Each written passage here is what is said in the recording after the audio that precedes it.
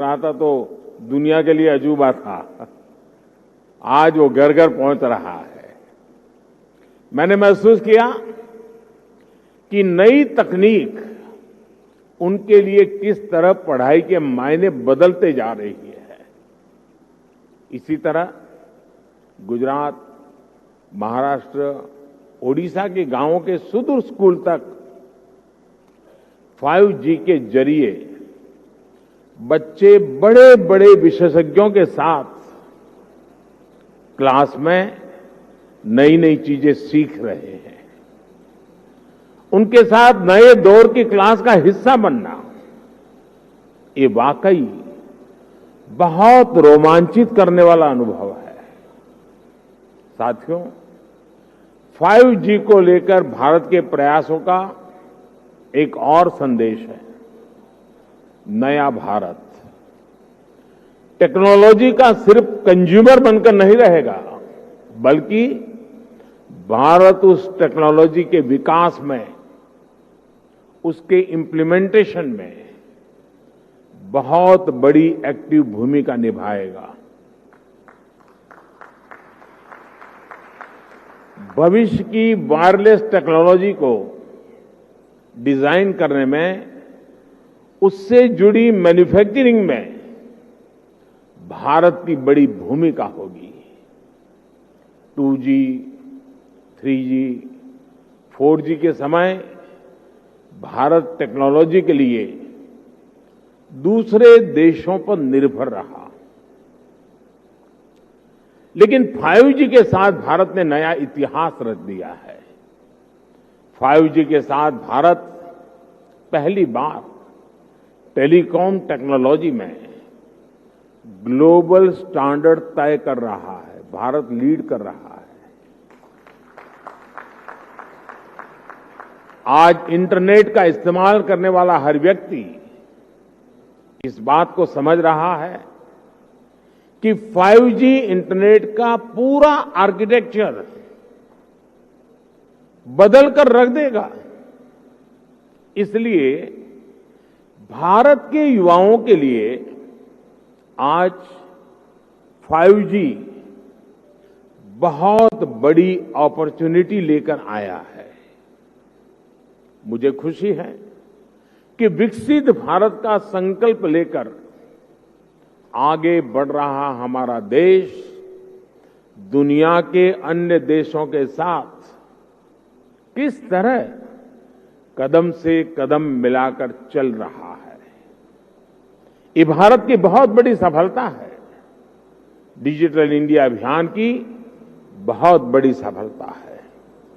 साथियों, जब हम डिजिटल इंडिया की बात करते हैं तो कुछ लोग समझते हैं कि ये सिर्फ सरकारी एक योजना है, लेकिन डिजिटल इंडिया सिर्फ एक नाम नहीं है। ये देश के विकास का बहुत बड़ा विजन है। इस विजन का लक्ष्य है उस टेक्नोलॉजी को आम लोगों तक पहुंचाना जो लोगों के लिए काम करे और लोगों के साथ जुड़कर काम करे। मुझे याद है, जब मोबाइल सेक्टर से जुड़े इस विजन के लिए स्ट्रेटेजी बनाई जा रही थी, तो मैंने कहा था कि हमारी अप्रोच टुकड़ों टुकड़ों में नहीं होनी चाहिए, बल्कि होलिस्टिक होनी चाहिए। डिजिटल इंडिया की सफलता के लिए जरूरी था कि वो इस सेक्टर के सभी आयामों को एक साथ कवर करे।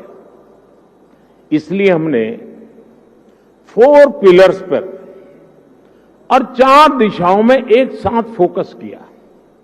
पहला, डिवाइस की कीमत। दूसरा, डिजिटल कनेक्टिविटी। तीसरा, डेटा की कीमत। चौथा, और जो सबसे जरूरी है, डिजिटल फर्स्ट की सोच।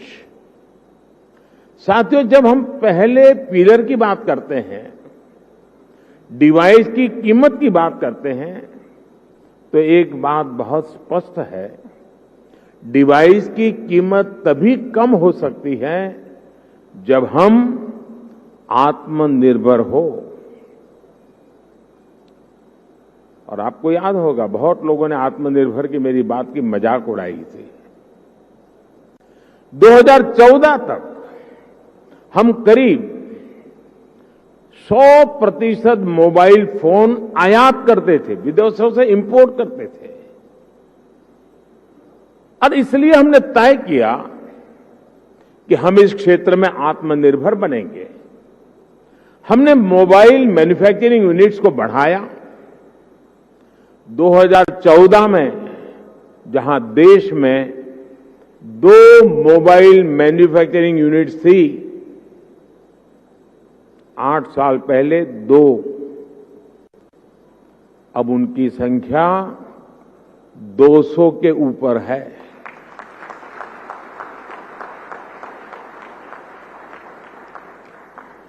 हमने भारत में मोबाइल फोन के उत्पादन को बढ़ाने के लिए इंसेंटिव दिए, प्राइवेट सेक्टर को प्रोत्साहित किया। आज इसी योजना का विस्तार आप पीएलआई स्कीम में भी देख रहे हैं। इन प्रयासों का नतीजा बहुत पॉजिटिव रहा। आज भारत मोबाइल फोन उत्पादन करने में दुनिया में नंबर 2 पर है। इतना ही नहीं, जो कल तक हम मोबाइल इंपोर्ट करते थे, आज हम मोबाइल एक्सपोर्ट कर रहे हैं, दुनिया को बेच रहे हैं।